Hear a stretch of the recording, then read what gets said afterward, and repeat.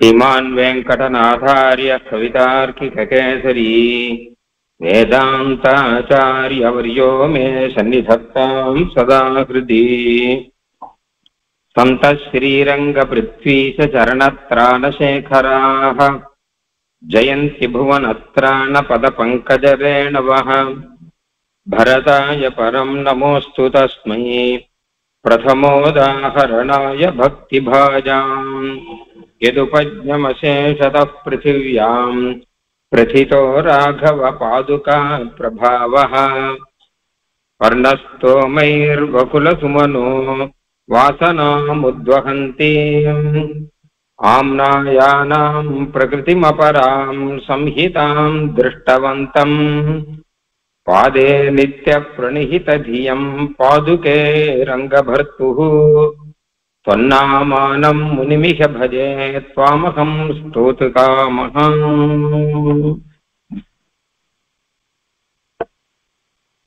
பாதுகா சகஸ்திரம் அப்படிங்கிற உத்தமமான ஒரு ஸ்தோத்திரத்திலே ரத்ன சாமானிய பத்ததி என்பது 15வது பத்ததி. அதிலிருந்து விஷயங்களை பார்த்து கொண்டிருக்கிறோம். அதிலே ஸ்ரீ ரங்கநாதனுடைய புறப்பாடு, பெருமாள் நம்பெருமாளுடைய வைபவத்துடன் இந்த ரத்ன சாமானியத்தினுடைய ஒரு பிரபாவம் சேரும் பொழுது எத்தனை அனுபவங்கள் கிடைக்கின்றன என்பதை பார்த்தோம். உதர்ச்சிஷஸ்தே ரங்கேந்திர பாதாவனி பகிர்மணீனு அந்தர்மணிரவம் ஸ்ருத்வா மன்யே ரோமாஞ்சிதாகிருதீனு என்பதாக முதல் ஸ்லோகம் ஆரம்பம். பாதுகையினுடைய உள்ளுக்குள்ளே சில ரத்னங்கள் இருக்கு, பாதுகையினுடைய வெளியிலையும் சில ரத்னங்கள். அப்படி பொதுவாக எல்லா ரத்னங்களையும் சேர்த்து வைத்து இந்த பத்ததி ஆரம்பம். இப்பொழுது நாம் பார்க்க போகும் விஷயம் இந்த ரத்ன சாமானிய பத்ததியிலே வேதாந்த விஷயங்கள் என்பது வேதாந்த விஷயங்கள். முதலிலிருந்தே நாம் பார்த்து கொண்டிருக்கும் விஷயம் சுவாமி வேதாந்த தேசிகன் ஒவ்வொரு பத்ததியிலுமே நம்பெருமாளுக்குன்னு தனிப்பட்ட முறையிலே இருக்கக்கூடிய வைபவங்கள், அதே சமயம் வேதாந்தங்களோடு தொடர்பு கொண்டு இருக்கக்கூடிய வைபவங்கள் எல்லாத்தையும் ரெண்டையும் சொல்றார். எல்லா பத்ததியிலுமே பார்த்துட்டு இருக்கோம் கிட்டத்தட்ட. ஏன்னா சாதாரண கவி இல்லாமல் வேதாந்தாச்சாரியனாவும் இருந்துட்டு கவிதார்க்கிக சிம்மமாவும் இருக்கிறபடினால ரெண்டு அனுபவமும் கிடைக்கணும், ரெண்டு அனுபவம் கொடுக்க முடியும் சுவாமியினால. இப்ப வேதாந்த அர்த்தங்கள்லாம் இந்த ரத்ன சாமானியம் மூலம் நமக்கு எப்படி தெரிகிறது என்று பார்ப்போம். ரத்ன சாமானியம்னா பாதுகையிலே பொதுவாக இருக்கக்கூடிய எல்லா ரத்னங்களை வைத்தும் நாம் இப்பொழுது பார்க்க போகிறோம். இதிலே 5வது ஸ்லோகம் இப்பொழுது ஆரம்பம். ரங்கேஷ பாதாவனிதாவகானாம் ரத்னோபலானாம் ஜிதயஸ்புரந்தி ஸ்ரேயஃபலானாம் ஸ்ருதிவல்லரீனாம் உபக்னசாகா இவ நிர்யபாயாக. வேதத்தை பற்றி சொல்லும் பொழுது பலவிதமாக சொல்வார்கள். வேதம் ஒரு மரம் போன்றது, வேதம் ஒரு கொடி போன்றது என்றெல்லாம் சொல்வார்கள். நிகம சாக்கா அப்படின்னு பல இடத்துல வரும். அதாவது வேதத்துல பலவித சாக்கைகள்லாம் இருக்கு, பிரிவுகள்லாம் இருக்கு. மரத்துல எப்படி பலவித கிளைகள் இருக்கும், அது மாதிரி வேதத்திலையும் பலவித கிளைகள் எல்லாம் உண்டு. இப்படி எல்லாம் சொல்றது உண்டு. நிகம கல்பதருஹு, வேதங்கிறது கல்பக விருட்சம் அப்படின்னு சொல்றது உண்டு, பல விதமா சொல்றது உண்டு. இதே வேதத்தை ஸ்ருதி அப்படிங்கிற ஒரு வாக்கில் வச்சு சொல்லும்போது, ஸ்ருதிங்கிறது ஸ்ரீலிங்கமா இருக்கிறபடினாலே ஒரு கல்பக கொடி அப்படின்னு சொல்றது உண்டு. ஸ்ரேயஃபலானாம் ஸ்ருதிவல்லரீனாம், ஸ்ருதிங்கிறதே ஒரு கொடியா வச்சுப்போம். அந்த கொடியில நிறைய பூக்கள் எல்லாம் பூர்த்து அதுக்கு மேலே பழங்கள் எல்லாம் கிடைக்கின்றன. வேதத்திலிருந்து கிடைக்கிற பழங்கள் தான் மோட்சம் வரைக்கும் இருக்கக்கூடிய பலன்கள். சாதாரணமான ஐகிக பலன்கள்ல இருந்து ஆரம்பிச்சு மோட்சம் வரைக்கும் பலவிதமான பலன்கள் அந்த வேதம் அப்படிங்கிற கல்பக கொடியிலேருந்து கிடைக்கும் நமக்கு. ஆனால் வேதம் எப்படி சுவாமி கொடுக்கும்? வேதம்னா என்னது அப்படின்னு கேட்டா ஒரு சப்தம், மந்திரம், ஸ்வரத்தோடு கூட ஒரு திவ்யமான மந்திரம் சொல்லலாம். ஸ்வரத்தோடு கூட இருக்கக்கூடிய திவ்யமான அனாதியான மந்திர விசேஷம் தான் வேதம். அந்த வேதம் போய் பலன் கொடுக்கும் அப்படின்னா புரியலையே. அப்படின்னா வேதம் கல்பக கொடி, கல்பக கொடியில எல்லா பலனும் கிடைக்கும். அது மாதிரி வேதத்திலையும் சதுர்விதமான புருஷார்த்தங்கள் என்னென்ன தர்ம அர்த்த காம மோட்சங்கள் என்னென்றோ எல்லாம் வேதத்திலிருந்து கிடைக்கும். ஆனா வேதங்கிறது ஒரு சப்தம் தானே, எப்படி கிடைக்கும் அப்படின்னு கேட்டான்னா அப்படி இல்லை, பகவான் தான் கொடுப்பார் அப்படின்னு சொல்றான். ஏன்னா வேதியன் பகவான், வேதத்தினாலே ஆராதிக்கப்படுபவன் பகவான், வேதத்தான் வேங்கடத்தான் என்று சொல்லும்படியாக இருக்கக்கூடியவன் பகவான், அவன் கொடுக்கிறான். அப்போ அந்த வேதம் அப்படிங்கிற கல்பக கொடிக்கு உபக்னசாகாக அது பற்றி இருக்கிற கொம்பு மாதிரி இருக்கா இந்த பாதுகா தேவியினுடைய பிரகாசங்கள் எல்லாம். பாதுகா தேவி ஒரு இடத்துல இருக்கார், பெருமாள் திருவடி கீழே இருக்கார். அந்த பாதுகா தேவியுடைய ரத்னங்கள்ல வரக்கூடிய பிரகாசங்கள் அப்படியே நாலா பக்கமும் இருக்கு. அந்த பிரகாசங்கள்லாம் திருடமா இருக்கு. அதை பற்றி கொண்டு இந்த வேத மாதாவானவள் ஒரு கற்பக கொடியாக இருந்து கொண்டு பலன்களை கொடுக்கிறார். அதாவது என்ன கேட்டான்னா, சாட்சாத் வேதம் பலனை கொடுக்காது, எம்பெருமானுடைய அனுகிரகம் மூலமாக பலன் கிடைக்கும், பெருமாளுடைய திருவடி மூலமாக தான் பலன் கிடைக்கும். இதை வியாசரே சொல்லியிருக்கார். பலம் அத்தகா, பலத்தை பெருமானிடமிருந்து பெற வேண்டும்னு சொன்னார். அந்த அர்த்தத்தை சொல்லும்படியாக வேதம்ங்கிறது கற்பக கொடியை வைத்துக் கொண்டால் அந்த கற்பக கொடி பற்றி இருக்கக்கூடிய ஒரு கொம்பு, கோல் கோல் அப்படின்னு சொல்றார். கோல் தேடி ஓடும் கொடுந்ததே போன்றதே மால் தேடி ஓடும் மனம்னு ஆழ்வார் சொல்றார். பற்று கொம்பு, ஆவிக்கோர் பற்று கொம்பு அப்படின்னு சொல்றார். அது மாதிரி வேதத்துக்கு ஒரு பற்று கொம்பாக பெருமாளுடைய திருவடி, பெருமாளுடைய பாதுகை, அந்த பாதுகையிலிருந்து வரக்கூடிய பிரகாசங்கள் அதெல்லாம் பற்று கொம்பா இருக்கான். அதை பற்றி கொண்டு வேதம் இருக்கிற அப்படின்னால அது பலன் கொடுக்கிறது. எப்பவுமே கொடி நன்னா வளரணும்னா பற்று இருந்தா தானே வளர முடியும், அப்பதானே பலனை கொடுக்க முடியும். அந்த மாதிரி பாதுகாதேவியானவர் இருக்கார். அந்தர்நிதாய முனிபிஹி பரிரக்ஷமானாம் ஆத்மீய ரஸ்மி குணினாம் மணிபாதரக்ஷே ரங்கேஷ பாதகமல பிரதிபன்ன முத்ராம் நிவீமவைமி பவதீம் நிகமாந்தவாசாம். வேதத்தினுடைய அர்த்தங்கள்லாம் நன்னா புரிஞ்சுக்கணும் அப்படின்னா அதுக்கும் பாதுகாதேவியை புரிஞ்சுக்க வேண்டியதா இருக்கு. பாதுகாதேவியுடைய அனுகிரகம் தேவையா இருக்கு. ஏன்னா வேதம்ங்கிறது பொதுவாக எல்லாருமே வேதம் அப்படின்னா வேதத்துக்கு அர்த்தம் நான் சொல்றேன் அப்படின்னு துவைத்திகள், அத்வைத்திகள், விசிஷ்டாத்வைத்திகள், இன்னும் பாரத தேசத்துல எத்தனையோ மதம் இருக்கு, எல்லாமே வேதத்துக்கு நாங்க அர்த்தம் சொல்றோம் அப்படின்னு தான் ஆரம்பிக்கிறான். ஆனால் பாதுகாதேவி எப்படி இருக்கன்னா, நீ வீம வைமி பவதீம் நிகமாந்தவாஜம், வேதத்தெல்லாம் வச்சு ஒரு இடத்துல பூட்டினான்னு வச்சுக்கோங்க. வேதத்தை வச்சு ஒரு இடத்துல நல்லா பத்திரமா வச்சு மூடி வச்சு அதை நல்லா பூட்டி முடிச்சு போட்டு வைப்பா. அந்த காலத்துல இப்பவும் கூட உண்டு, பூட்டு போட்டான்னு வச்சுக்கோங்களேன், அந்த பூட்டை சுத்தி நல்லா துணியினால சுத்தி அது மேல அரைக்கிற ஒரு சீல் வச்சுட்டா வச்சுக்கோங்க, அது யாரும் திறக்க முடியாது அப்படின்னு காட்டு. அந்த இந்த வேதம் அப்படிங்கிறத நல்லா மூடி இருக்கு, அது அர்த்தத்தை யாரும் புரிஞ்சுக்க முடியாத அளவு மூடி இருக்கு. அதுக்கு நீவி மேல துணியால சுத்தி முடிச்சு போட்டா மாதிரி பாதுகாதேவி இருக்காராம். நீவீமவைமி பவதீம் நிகமாந்தவாசம், அதுக்கு மேல ஒரு சீல் வைக்கணும் இல்லையா, ரங்கேஷ பாத கமல பிரதிபன்ன முத்ரம், பெருமாளுடைய ரங்கநாதனுடைய திருவடி அப்படிங்கிற ஒரு சீல், ஒரு முத்திரை, அந்த முத்திரையை வச்சு இந்த பாதுகா அப்படிங்கிற ஒரு துணியினாலே நல்லா சுத்தி வச்சு உள்ளுக்குள்ள அந்த வேதம் அப்படிங்கிறது இருக்கான். அந்தர்நிதாய முனிபிகி பரிரக்ஷமானாம், இப்படிதான் பண்ணி வச்சிருக்கிறோம். யாருன்னா வைதிகர்கள் தான். வைதிகர்கள் தான் வேதத்தை அவ்வளவு பத்திரமாக காப்பாத்தி வச்சிருக்காளாம். ஆத்மீய ரஸ்மி குணிதாம் மணிபாதரக்ஷே, அதுல நல்லா போட்டு சுத்தணும் இல்லையோ, துணியை போட்டு நல்லா சுத்துவா, சுத்தி அதுக்கு மேல சீல் வைப்பா. அப்போ பாதுகையினுடைய அந்த ரஷ்மிகள், ஒளிகள், அந்த ஒளியினாலேயே நல்லா கவர் பண்ணப்பட்டு அதுக்கு மேல ரங்கநாதனுடைய திருவடி அப்படிங்கிற சீல் வச்சு உள்ளுக்குள்ள வேதம்ங்கிறது பத்திரமா இருக்கணும். என்ன தாற்பயம் கேட்டேன், அந்த திருவடியை ஆசிரிச்சாதான் நமக்கு அந்த வேதத்தினுடைய அர்த்தங்கிறது புரியும், இல்லாட்டா புரியாது.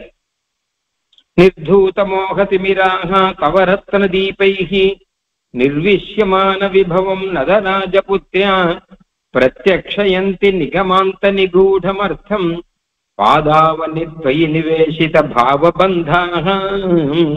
அதைத்தான் சொல்றார். பாதுகையே, உன்னிடம் யார் தன்னுடைய பாவத்தை வைத்திருக்கிறார்களோ, உன்னை யார் மனசாலே தியானித்திருக்கிறார்களோ, அவர்கள்தான் அந்த உள்ளுக்குள்ள வேதத்தை புரிந்து கொள்கிறார்கள்.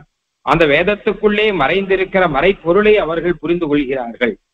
நிர்தூத மோகதிமிராக தவ ரத்ன தீபைஹி. ஏட்டா சட்னு தெரியாது. பாதுகையுடைய பிரகாசத்தினால அவர்களுடைய அஜ்ஞானங்கிற இருட்டானது போகணும். நிர்விஷ்யமான விபவம் நதராஜபுத்ரியா. நதராஜபுத்திரி அப்படின்னா சாட்சாத் பிராட்டி. அந்த பிராட்டியானவர் வேதத்தினுடைய நிகூடமான உள்ளுக்குள்ளே மறைந்திருக்கிற அர்த்தத்தை பிராட்டியானவர் அனுபவித்துக் கொண்டிருக்கிறார். பிராட்டியோடு கூட அந்த அர்த்தத்தை நாம் புரிந்து கொள்ள வேண்டும் வேண்டாம். அப்போ பாதாவனி த்வயி நிவேசித பாவபந்தாக.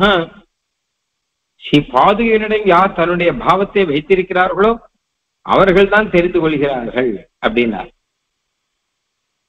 வெங்கும் க்ஷமம் பகவதோ ஜெகதீஸ்வரத்வம் வஜ்ராங்குஷத்வஜ சரோஜ சக்கர சின்னம் ஆஸ்லிஷ்ய நிர்பர ருச்சிம் மணிபாதுகே த்வம் ஆசீதனாபரண சுந்தரமங்கிரி பத்மம். எப்படி சுவாமி புரியும்? வேதத்தினுடைய அர்த்தம் பாதுகையை ஆசிரித்தா புரியும். நேரு எப்படி புரியும்னா, பாதுகையில சில சின்னங்கள்லாம் இருக்கு. வஜ்ர, அங்குஷ, துவஜ, சரோஜ, சரோருகன சரோஜ, சக்கர சின்னம். பெருமாளுடைய திருவடியில இந்த மாதிரி சில ரேகைகள்ல சில அடையாளங்கள்லாம் இருக்குமா. அந்த அடையாளங்கள்லாம் அவன் ஜெகதீஸ்வரன் அப்படின்னு காமிக்கும். நல்ல ரேகைகள் பாதத்துல இருந்தா வச்சுக்கோங்க. ராஜாவுக்கும் சில ரேகைகள்லாம் இருக்குமா. கையிலையும் இருக்கும், கால்லையும் இருக்கும். அப்போ கதாபுரசங்க ரதாங்க கல்பக துவஜாரவிந்தாங்குஷ வஜ்ரலாஞ்சனம் திருவிக்கிரமத் சரணாம்புஜத்வயம் அப்படின்னு ஆள வந்தார் சாதிக்கிற மாதிரி வஜ்ராயுதம், அங்குஷம் அப்படிங்கிற ஆயுதம், அதுக்கப்புறம் துவஜம்னா கொடி, அதுக்கப்புறம் தாமரப்பூ, அதுக்கப்புறம் சங்கம், அதுக்கப்புறம் சக்கரம். இந்த அடையாளங்கள்லாம் இருக்கும். ரேகா மூலமாக இந்த அடையாளங்கள்லாம் திருவடியில இருக்கும். அதெல்லாம் பார்த்தா எம்பெருமான் ஜெகதீஸ்வரன் அப்படிங்கிற காமிக்கக்கூடிய அடையாளங்கள். அதெல்லாம் உலகத்துக்கெல்லாம் ஈஸ்வரனா இருக்கணுக்கு இத்தனை அடையாளம் மொத்தம் இருக்கும். அது மொத்தமும் இந்த பாதுகைக்கு இருக்கு. ஏன்னா திருவடியோடையே சேர்ந்து பாதுகை இருக்கிறபடியாக அந்த அடையாளம் மொத்தம் அப்படியே பாதுகைக்கு வந்திருக்கு. ஆஸ்லிஷ்ய நிர்பர ருச்சிம் மணி பாதுகே த்வம் ஆசீதனாபரண சுந்தரமங்கிரி பத்மம். அப்ப அந்த பாதுகையோடு சேர்ந்து அந்த திருவடியை சேவிக்கும் பொழுது, அந்த திருவடியோடு சேர்ந்து அந்த பாதுகையை சேவிக்கும் போது எம்பெருமான் ஜெகதீஸ்வரன் அப்படின்னு வேதத்துல சொன்ன அர்த்தம் இருக்கோ இல்லையோ, அப்போ அது நல்லா புரியுமோ. இல்லாட்டா வெறும புரியாது.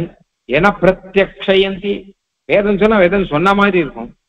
இப்ப பிரத்யக்ஷமா பாக்குற மாதிரி இருக்கான். வேணா இந்த அடையாளங்கள்லாம் தெரியறபடினாலே ஓ ஜெகதீஸ்வரன் ஆச்சே அப்படின்னு தெரியும், நமக்கு புரியும்.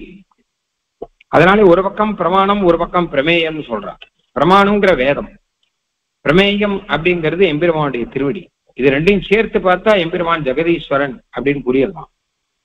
வியாமுஹ்யதோ விஷமபால மிருகான்வதீயான் சம்சார கர்ம ஜனிதாசு மரீச்சிகாசு பாதாவனி பிரகுணரத்ன மரீச்சி ஜாலைஹி ஆக்ருஷ்ய விஸ்ரமய கேசவ காந்தி சிந்தௌ. அப்படியே உலகத்துல பல விதமான விஷயங்களிலே ஈடுபட்டு கொண்டிருக்கிறார்கள் ஜனங்கள் எல்லாம். அந்த விஷயங்கள்லாம் இவளை இழுக்கின்றன, வேகமா இழுத்துட்டு போறது. கொஞ்சம் கொஞ்சமாக இதை பார்த்தா இது வாங்கணும் அப்படின்னும், அதை பார்த்தா அதை கேட்கணும் அப்படின்னு நமக்கு தோணும். கடைகள்ல நிறைய இருக்கு, அட்வர்டைஸ்மெண்ட் எல்லாம் நிறைய பண்ணிட்டு இருக்காங்க. அப்படி இருக்கச்ச அதெல்லாம் ஆகர்ஷகம், இழுக்கிறது. எல்லா விஷயமும், எல்லா போகங்களுமே நம்மை இழுக்க பாதுகாதேவியானவர் தன் பக்கம் நம்மளை இழுக்கணும் பார்த்தாராம். அதுக்காக தான் நிறைய ரத்னங்கள்லாம் சாத்தின்னு இருக்கார். அதுக்காக ரொம்ப சுந்தரமா சேவை சாதிக்கிறார். பாதுகாதேவியுடைய சௌந்தரியத்தையும் பாதுகாதேவியுடைய ரத்ன வைபவங்களையும் பார்த்தா நம்ம மனசு மெதுவா அந்த பக்கம் ஈடுபடுறது. அந்த ரத்தனத்தினுடைய ஒளி மூலமாக நம்மை இழுக்கிறார் அப்படிங்கிறார் இங்க. ஏன் நம்மளாம் அந்த பக்கம் இழுத்துன்னு அப்படியே இருக்கலாமே அப்படின்னு கேட்டா, சம்சார கர்ம ஜனிதாசு மரீச்சிகாசு அப்படியே இழுத்துன்னு போனா கடைசியில் அங்க ஒண்ணும் இல்லைங்கிறது புரியுது. எப்படியானாலும் தூரத்திலிருந்து பார்த்தா காணல் நீர் தெரியும். கார்ல போயிட்டு இருக்கும்போது தூரத்திலிருந்து காணல் நீர் தெரியும், ரொம்ப தாகமா இருக்கு. சரி ஜலம் இருக்கே அப்படின்னா அந்த இடத்துல ஜலம் இருக்கா மாதிரி தெரியறதே அங்க போவான். அங்க போனா ஒண்ணும் இருக்காது. அந்த மாதிரி இது ரொம்ப போகமா இருக்கே, இது ரொம்ப ஆனந்தமா இருக்கே, அதை தேடி போறவாள்லாம் கடைசியில் அங்க போய் அது ஆனந்தம் இல்லை, அது துக்கம் அப்படிங்கிறத புரிஞ்சுக்கிறான். அப்படி இருக்கும்போது பாதுகா தேவியானவர் மெதுவாக தன்னுடைய ரத்னங்களை கொண்டு நம்ம இந்த பக்கம் இழுக்கிறார். இழுத்து இந்த இடத்துக்கு வாங்கோ, இங்க உங்களுக்கு வேண்டிய பலன்கள்லாம் கிடைக்கும் அப்படின்னு ஆகிருஷ்ய விஸ்ரமய கேசவ காந்தி சிந்தௌ. அங்க ஏதோ சாதாரண ஜலத்துல தேடி போறங்களே, அதெல்லாம் வேண்டாம். கேசவ காந்தி சிந்து, இங்க சமுத்திரமே இருக்கு. உங்களுக்கு கேட்ட பலன்களை கொடுக்கக்கூடிய சமுத்திரம், கேசவன் அப்படிங்கிற சமுத்திரம் இருக்கு. அதனால இங்க வாங்கோ அப்படின்னு பாதுகையாளவர் தன்னுடைய ஒளி மூலமாக நம்ம இந்த பக்கம் இழுக்கிறார். என்ன தாற்பயம் அப்படின்னு கேட்டான்னா, நமக்கு எத்தனையோ விஷயங்கள் எல்லாம் நம்ம இழுக்கும்படியாக பிரகிருதி மூலமாகவே நமக்கு சிருஷ்டிச்சு பகவான் கொடுத்திருக்கான். சோ விஷயாயாச்ச போக்கிய புத்தேர் ஜனனீம் அப்படின்னு கத்தியத்துல சாதிக்கிறார். எல்லாத்துக்குமே ஒரு இழுக்கிற சக்தி உண்டு. நம்ம மனசை இழுக்கிற சக்தி எல்லாத்துக்கும் உண்டு. அதே மாதிரி ஒரு சக்தி இருந்தா தானே அங்கிருந்து வெளியில வந்து பகவான் கிட்ட நாம ஈடுபடணும்னா அந்த மாதிரி இழுக்கிற சக்தி ஒண்ணு வேணுமோ இல்லையோ, அது பாதுகைக்கு இருக்கான். பாதுகா அனுகிரகத்தினாலே அதை சாதிக்க முடியும். பாதுகைனா ஆச்சாரியர்கள், ஆச்சாரிய அனுகிரகத்தினாலே அதை நாம் சாதிக்க முடியும். எம்பெருமானிடம் ஈடுபட முடியும். லௌகிகத்திலே ஈடுபாடை குறைத்துக் கொண்டு எம்பெருமானிடம் ஈடுபட முடியும். பரிச்சித பதமூலா பாதுகே ரங்கினஸ்வம் பிரபவதி புஜமத்யே கௌஸ்துபோயம் ததாபி பவதி பிருஷமதஸ்தாத் தேஜசா பவ்ய பூம்னா சலபித துரிதானாம் தாவகானாம் மணீனாம். கொஞ்சம் கொஞ்சமா வேதாந்த விஷயத்தை பார்ப்போம். வேதாந்தத்துல சொல்ற விஷயத்துல முக்கியமான விஷயம் என்ன கேட்டான்னா, எம்பெருமானுக்கு நாம் தாசர்கள் அப்படிங்கிறது. திருவுடன் வந்த செழுமணி போல் திருவாலிதயம் மறுவிடமென்ன மலரடி சூடும் வகை பெருநாம் அப்படின்னு சுவாமி தேசிகன் கௌஸ்துபம் அணிய ஒரு உதாரணமா சொல்ற வழக்கம்.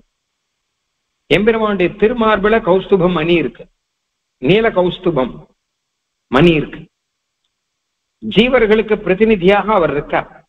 ஜீவ தத்துவத்தை அதிஷ்டானம் பண்ணிக்கொண்டு ஜீவர்களுக்கு பிரதிநிதியாக கௌஸ்துபம் அப்படின்னு ஒருத்தர் எம்பெருமானுடைய திருமார்பில இருக்கார். அப்போ நாம இருக்க வேண்டிய இடம் அது.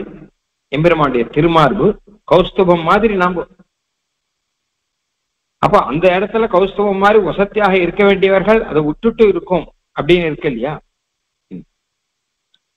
அப்போ ஒரு சமயம் பெருமாளுடைய திருமார்புல இருக்கக்கூடிய கௌஸ்துபத்துக்கும் பெருமாளுடைய திருவடியில இருக்கக்கூடிய பாதுகைக்கும் போட்டி வந்துருத்தான். ஏன்னா கௌஸ்துபத்துக்கும் பிரகாசம் அதிகம், அண்ணா ரத்ன கல் தானே, அண்ணா பலபலன் பிரகாசமா இருக்கும். பாதுகைக்கும் பிரகாசம் அதிகம், ஏன்னா ரத்ன சாமானியம் பலவிதமான ரத்னங்கள்லாம் இங்க இருக்கிறபடினால பாதுகைக்கும் நிறைய பிரகாசங்கள்லாம் இருக்கு, கௌஸ்துபத்துக்கும் நிறைய பிரகாசங்கள்லாம் இருக்கு. அப்ப இது ரெண்டுல பிரகாசம் எதுக்கு அதிகம் அப்படின்னு சொல்லிட்டு ரெண்டுத்துக்கும் ஒரு சமயம் போட்டி வந்துருத்தான். எனக்கு பிரகாசம் அதிகம், எனக்கு பிரகாசம் அதிகம் ரெண்டும் சொல்ல, கௌஸ்துபமணியானது நான் தானே மேலே இருக்கேன், நீ கீழே இருக்கேன்னு. ஏன்னா திருமார்புல நான் இருக்கேன், நீர் பாதத்தில் தானே இருக்கார் அப்படின்னு கேட்கிறார். அப்ப பாதுகாதேவி அவர் சொல்றார், பாதாவனி பிரகுணரத்ரம் அரீச்சிஜாலைஹி பவதி பிருஷமதஸ்தா தேஜசா பவ்ய பூம்னா சலபித துரிதானாம் தாவகானாம் மணீனாம். அப்ப பாதுகாதேவி என்ன சொல்றார், இருக்கட்டும் நான் கீழே இருக்கேன், திருவடியில இருக்கேன், நீ திருமார்புல மேல இருக்க, வாஸ்தவம் தான் கௌஸ்துபமே. ஆனால் என்னுடைய பிரகாசம் இருக்கோ இல்லையோ அது உன்னுடைய பாபத்தை போக்கும் அப்படிங்கிறது. அது ஜீவாத்மா இருக்காரு, ஜீவாத்மாவுடைய பாபங்கள்லாம் போகணும்னா பாதுகை ஆசிரிச்சாதானே போகும். பரிச்சித பதமூலா பாதுகே ரங்கினஸ்தும், பாதுகே நீ பாதத்துல இருக்க. பிரபவதி புஜ மத்தியே கௌஸ்துபோயம், கௌஸ்துபங்கிறது புஜ மத்தியத்திலே திருமார்புல இருக்க. ஆனால் கூட பாபங்களை எல்லாம் போக்கி சுத்தமாக்கக்கூடிய பிரகாசங்கிறது யாருக்கு இருக்கு? அது பாதுகையுடைய பிரகாசத்துக்கு தானே இருக்கு. எல்லாருடைய பாபங்களையும் போக்கி எல்லாரையும் சுத்தமாக்குறது அப்படிங்கிறது. அதனால கௌஸ்துபமே முதல்ல ஒரு விஷயம் தெரிஞ்சுக்கோ, நீ சேஷன், நீ தாசன். அந்த சேஷபாவத்தோட நான் திருவடி கீழே இருக்கேன். அந்த சேஷபாவம் இருந்தாதான் அந்த பாவங்கள் எல்லாம் போகும். அப்போ தேஜசா பவ்ய பூம்னா, என்னுடைய தேஜஸ் அதிகம், தேஜஸனுடைய பெருமை அதிகம். பாவங்களை இப்போ சலபித துரிதானாம் தாவகானாம் மணினாம், ஏன்னா பாவங்களை போக்கடிக்கக்கூடியது ஒரு பிரகாசம் இருக்குன்னு வைக்கிறீங்களேன். அந்த பிரகாசத்துக்கு பெருமை எப்ப அதிகம் அப்படின்னு கேட்டாங்கன்னா, அது சுத்தமா இருக்கணும், எல்லாத்தையும் சுத்தமாக்கணும், இருட்டை போக்கி அது வெளிச்சத்தை கொடுக்கணும், அதாவது அழுக்கை போக்கி தூய்மையை கொடுக்கணும். அப்பதான் அந்த பிரகாசத்துக்கு அழகு இல்லையா? அதையெல்லாம் பாதுகையினுடைய பிரகாசமானது பண்ணிட்டு இருக்கு. அஜானத்தை போக்கி ஞான வெளிச்சத்தை கொடுக்கிறது, பாவங்களை போக்கி நமக்கு தூய்மை ஆக்குகின்ற. அதனாலே இந்த பாதுகையினுடைய பிரகாசம் தான் அதிகமானது, உயர்ந்தது அப்படிங்கறத சொல்றது. அதனாலே என்ன கேட்டா, திருமார்பிளை கௌஸ்தவமா இருந்தாலும் திருவடியில் இருக்கக்கூடிய பாதுகைக்கு தாசன்தான், பாதுகைக்கு சேஷன்தான். அந்த பாதுகையினுடைய அனுகிரகத்தினாலதான் நம்முடைய பாவங்கள் எல்லாம் போகும் அப்படிங்கிற அர்த்தத்தை பாதுகையை காமிச்சு கொடுக்கிறாராம் தன்னுடைய பிரகாசத்தினாலே. அசூரிய பேத்யாம் ரஜனீம் பிரஜானாம் ஆலோகமாத்திரேன நிவாரயந்தி அமோக விருத்திர் மணிபாதரக்ஷே முரத்திஷோ மூர்த்திமதி தயாத்வம். பிரகாசம்னு இருந்தா இருட்டு அப்படின்னு ஒண்ணு இருக்கக்கூடாது இல்லையா? ஆனால் நமக்கு என்ன கேட்டானா, ஜீவாத்மாவுக்கு என்ன கேட்டானா, ஒரு இருட்டுன்னு ஒண்ணு எப்பவுமே இருந்துட்டு இருக்கு, அஜ்ஞான இருட்டு அப்படிங்கிறது. இதுவும் அனாதியாவே இருந்துட்டு இருக்கு. அந்த இருட்டை போக்கக்கூடிய பிரகாசம் அப்படிங்கிறது ஜீவாத்மாவுக்கு சுயமா இருக்கிற பிரகாசம் போராது. இல்ல சூரியனுடைய பிரகாசம்னா அது வெளி இருட்டை வேணா போக்கலாமே தவிர உள் இருட்டை போக்காது. அசூரிய பேத்யாம், சூரியனோ சந்திரனோ அக்னியோ எல்லாம் வெளி இருட்டை போக்குவார். அஜ்ஞான இருட்டை போக்கணும்னா பாதுகரடி வெளிச்சம் தான் வரணும். ஆலோகமா அத்திரேன நிவாரயந்தி. அப்போ எம்பெருமான் என்ன பண்றான்னு கேட்டானா, தன்னுடைய பாதுகைக்கு இத்தனை பிரகாசத்தை கொடுப்பது எதுக்காக கேட்டா, நம்முடைய அஜ்ஞான இருட்டை போக்கடிக்க வேணும். அது சூரியனாலேயோ சந்திரனாலேயோ போகாது, வெளி இருட்டை போக்குவதற்கு அவை இருக்கட்டும். மொத்தம் 3 தேஜஸ் அப்படின்னு பெயர் இங்க பாதுகா சாஸ்திரத்திலே இருக்கு. சூரியன், சந்திரன், அக்னி, இந்த 3 தான் மனுஷாளுக்கு உபயோகப்படுற 3 தேஜஸ். இதுல இந்த 3 நாளையும் போகாத ஒரு இருட்டு ஒண்ணு அஜ்ஞான இருட்டு. அது பாதுகையினுடைய தேஜஸ்னாலே போக்கடிக்கிறாராம். பாதுகையை ஆசிரியத்தால் நமக்கு அஜ்ஞானம் போய் ஞானம் பிறக்கும், வேதத்தினுடைய அர்த்தம் புரியும்னு அர்த்தம். திதிர்க்ஷமானஸ்ய பரம் நிதானம் ஸ்நேகான்விதே யோக தசா விசேஷே சம்வித் பிரதீபம் மணிபாதரக்ஷே சந்துக்ஷயந்தீவ மரீச்சயஸ்தே. இருட்டு போச்சுன்னா போறாது, வெளிச்சம் நன்னா வரணும். அதாவது வெளிச்சம் வந்தாதான் இருட்டு போகும். ஆனா சாதாரணமா இருட்டு போனா போறாதே, நன்னா காத்தாலும் மெதுவாக சூரிய உதயத்துக்கு முன்னாடியே மெதுவாக இருட்டு போக ஆரம்பிச்சிடும். ஆனா மத்தியானம் 12 மணிக்கு சூரிய வெளிச்சம் நன்னா வந்தாச்சுன்னு வச்சுக்கோங்க, அப்ப இருட்டுங்கிற பிரசக்தியே இருக்காது, கேள்வியே இருக்காது. அந்த மாதிரி முதல்ல சாதாரணமாக பாதுகையினுடைய அந்த வெளிச்சத்தினாலே இருட்டு போக ஆரம்பிக்கும். அதுக்கப்புறம் பாதுகை நம்ம மனசுல இருந்தான்னு வச்சுக்கோங்க, அது விளக்கு ஏற்றி வச்சா மாதிரி ஆயிடும், மங்கள தீபம் ஏற்றி வச்சா மாதிரி ஆயிடும். சம்வித் பிரதீபம், ஞான தீபம்ங்கிறார், ஞான தீபம் ஏற்றி வச்ச மாதிரி ஆயிடும். ஞான தீபம் ஏற்றி வச்சாச்சுன்னா பாதுகையினுடைய அனுகிரகத்தினாலே அப்புறம் இருட்டே இருக்காது. விளக்கு ஏற்றி வச்சு வச்சுக்கோங்க, அப்புறம் இருட்டு வராதே. இருட்டை போக்குவதற்காக முதல்ல வெளிச்சம் போடும். ஆனால் அது இந்த வெளிச்சம் நிலையா இருக்கணும்னா அங்க ஒரு விளக்கு இருக்கும். விளக்கு இருந்தா தானே வெளிச்சம் இருக்கும். அதனால அஜ்ஞானம்ங்கிற இருட்டை போக்கினா மாத்திரம் போராது, ஞானம் அப்படிங்கிற தீபத்தை ஏற்றி வைக்கணும். சம்வித் பிரதீபம் மணிபாதரக்ஷே, அந்த ஞான பிரதீபா அப்படின்னு சொல்றா இல்லையா, அது மாதிரி ஞான பிரதீபத்தை ஏற்றி வைக்கிறாராம் இந்த பாதுகைங்கிறவர். ஞானத்தை இருட்டை போக்குகிறார், ஞானத்தை கொடுக்கிறார் அர்த்தம். திதிர்க்ஷமானஸ்ய பரம் நிதானம் ஸ்நேகான்விதே யோக தசா விசேஷே. குறிப்பாக யோகம் பண்றவர்கள் சில பேர் எம்பெருமானை குறித்து யோகத்தினாலே எம்பெருமானை சேவிக்கணும் அப்படின்னு நினைக்கிறார். யாருக்கும் தெரியாத பெரும் புதையலான மகாநிதியா இருக்கக்கூடிய எம்பெருமானை தன்னுடைய யோக கண்ணாலே பார்க்க வேணும் அப்படின்னு கண்ணெல்லாம் மூடிண்டு மனசுனாலே யோகத்தினாலே பார்க்க வேணும் அப்படின்னு தபஸ் பண்றவர்கள் நிறைய பேர். ஸ்நேகான்விதே யோக தசா விசேஷே, அவளுக்கு ஒரு வெளிச்சத்தை ஏற்றி வச்சான்னா அப்ப அவ அந்த தீபத்தை பார்ப்பார்கள். ஆழ்வாரெல்லாம் சொல்றாரு இல்லையா, ஒரு ஞான சுடர்வெளி கேட்டினேன் நாரணர்க்கு அப்படின்னு சொல்றார். வையன் தகலியா வார்கடலே நெய்யாக அப்படிங்கிற, அன்பே தகலியா ஆர்வமே நெய்யாக அப்படின்னு. இவர்கள்லாம் யோகிகள். முதலாழ்வார்கள் 3 பேருமே யோகிகள் அப்படின்னு. சுவாமி தேசியன் யோகிகள் தான் சாதிப்பார். காசார யோகி கவிமுக்கிய விமர்த ஜன்மா, காசார பூர்வ கவிமுக்கிய மாதிரி இவர்கள்லாம் யோகிகள் 3 பேருமே. யோகத்தினால எம்பெருமானை சேவிக்கிறோம். அப்ப அவளுக்காக பெருமான் அன்னைக்கு ஒரு விளக்கு ஏத்தி அவளுக்கு சேவை கொடுத்தான். அந்த மாதிரி எம்பெருமானை சேவிக்கணுங்கிறதுக்காக யோகம் பண்றவாள்லாம் கல்வியோ, அவளுக்கெல்லாம் என்ன வேணும் கேட்டா ஒரு விளக்கு வேணும். விளக்கு வேணும்னா அதுக்கு என்ன வேணும்னா எண்ணெய் வேணும், திரி வேணும். ஸ்னேகான்விதே, ஸ்னேகம்னா எண்ணெய். தசா விசேஷே, தசானா திரி. எண்ணெயும் திரியும் இருந்தானே அந்த தீபங்கிறது இருக்கும். இப்ப எது எண்ணெய் எது திரி அப்படின்னா அதுக்குதான் பொய்காழ்வார் சொன்னார், வையம் தகலியாம் வார்கடலே நெய்யாக அப்படின்னு. அதுக்குதான் அன்பே தகலியா ஆர்வமே நெய்யாக அப்படிலாம் சொல்றார். இது விளக்கு, இது நெய் அப்படின்னு. இந்த சுவாமி தேசியன் என்ன சொல்றார் அப்படின்னு கேட்டார்னா, பக்தி அப்படிங்கறதுதான் எண்ணெயாம். அப்புறம் யோகம், இவா பண்ற யோகம் இருக்கோ இல்லையோ ஆர்வம், அதுதான் திரியா இருக்கான்.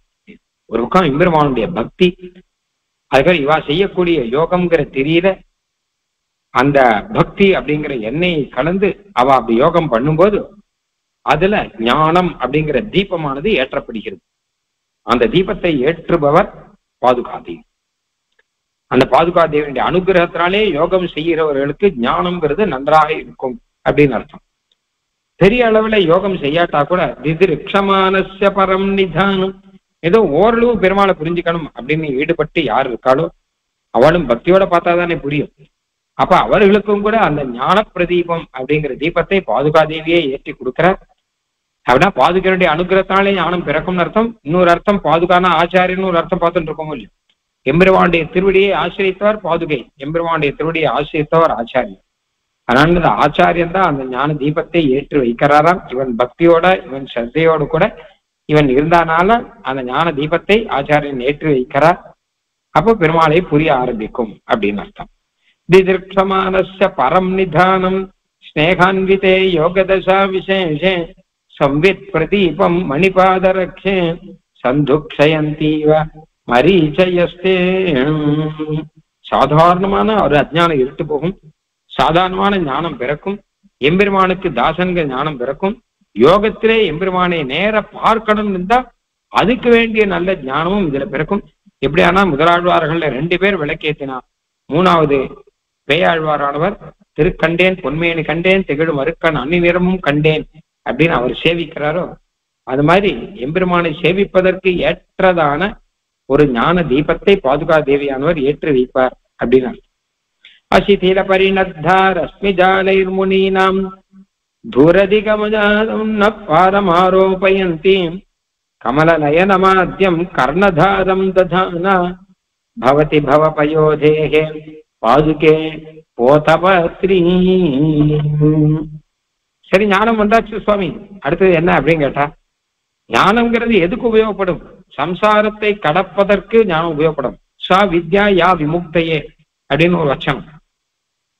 நமக்கு சம்சார துக்கம் போய் மோட்சம் வரத்துக்கு ஒரு வித்யை இருந்தா அதுதான் வித்யா. அச்சதெல்லாம் வித்தியே இல்லை. அப்போ இந்த தமஸ் இருக்கும் இல்லையோ, நம்மால தாண்ட முடியாத ஒரு இருட்டு, நம்மாலே தாண்ட முடியாத ஒரு சமுத்திரம், பவ பயோதேகே சம்சார சமுத்திரம்.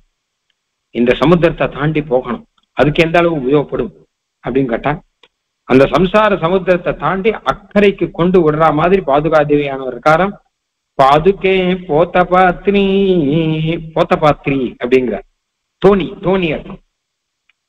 ஒரு நதியை கடந்து அந்த பக்கம் போறதுக்காக ஒரு தோணி கப்பல் மாதிரி ஒன்று பண்ணுவா இல்லையா, சின்னதாக, அதே உட்காண்டா போயிடலாம் அப்படின்னு சொல்லிட்டோம். அந்த மாதிரி தோணியாக பாதுகை இருக்காராம். கமல நயனமாத்யம் கர்ணதாரம் ததானா பவதி பவபயோதேகே பாதுகே போதபாத்ரி.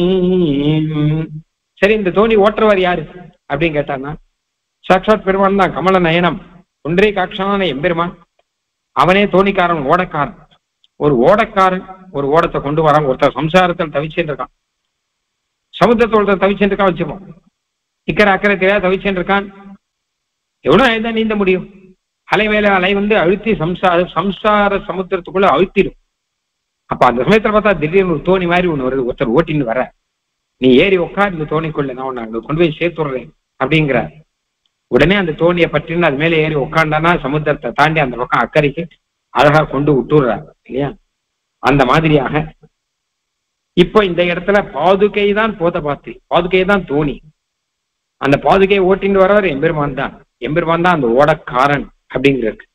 அவர் ஓட்டின்னு வந்து அந்த பாதுகையை தோணியாக்கி நம்மை அதை பற்றி கொள்ள செய்கிறார். நம்ம பற்றினோட ஆசிசீல பரிணத்தா ரஸ்பி ஜாலைர் முனீனாம். ஆனா நல்லா திருடமா இருக்கணும் அந்த தோணி, எத்தனை அலை வந்தாலும் தாங்குற மாதிரி இருக்கணும் இல்லையோ. அதுக்காக அந்த பாதுகையை சுத்தி ரஷ்மி ஜாலங்கள் அப்படின்னா அந்த பிரகாசம் இருக்கும் இல்லையோ, அதெல்லாம் கயிறு போட்டு கட்டின மாதிரி இருக்கும். தோணியை நன்னா இருக்க மேலும் கீழ்மா நன்னா கட்டி வச்சிருப்பான். அந்த மாதிரி பாதுகையுடைய ரஷ்மினாலே பாதுகையை நன்னா கட்டி வச்ச மாதிரி. தூரதிகமதமம் நப்பாரமாரோபயந்தீம். அப்படிப்பட்ட தோணியில எம்பெருமான் இந்த பாதுகைங்கிற தோணியை ஓட்டி கொண்டு வந்து நம்ம வேலை ஏற்றி உட்காத்தி வச்சுட்டு அக்கறைக்கு கொண்டு போய் சேர்க்கிறான். அப்படின்னா அந்த அளவு ஞானத்தை கொடுத்து சம்சாரத்தை தாண்டும்படியாக தாண்ட வைக்கிறான் எம்பெருமான். சம்சாரத்தை தாண்டும்படி எம்பெருமான் பண்ணுகிறான் அப்படின்னு.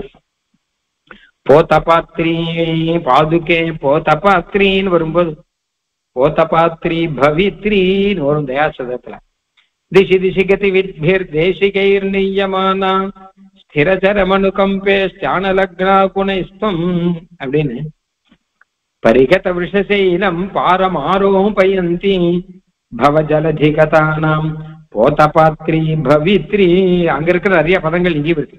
பவபலதி பவஜலதிங்கிற, இங்கேயும் பவ பயோதி அப்படிங்கிற மாதிரி நல்லா கட்டி இருக்கு. அந்த விஷயங்கள்லாம் அங்கேயும் சொல்றேன். ஆனா ஒரே ஒரு விஷயம் தயாசத்தில் சொல்லும்போது, ஒரு தோணி ஒண்ணு இருக்கு.